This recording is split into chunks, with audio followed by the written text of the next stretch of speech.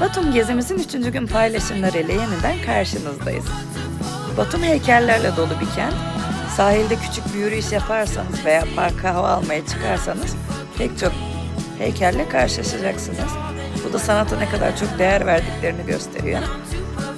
Parkta küçük bir dinlenmenin ardından kendimize taksi çağırdık. Bazı taksilerde direksiyon sağda, aynı Kıbrıs'ta ve İngiltere'de olduğu gibi. Yaklaşık 40 dakikalık bir yolculukla şelaleler turuna katıldık ve muhteşem manzaraların tadını çıkardık.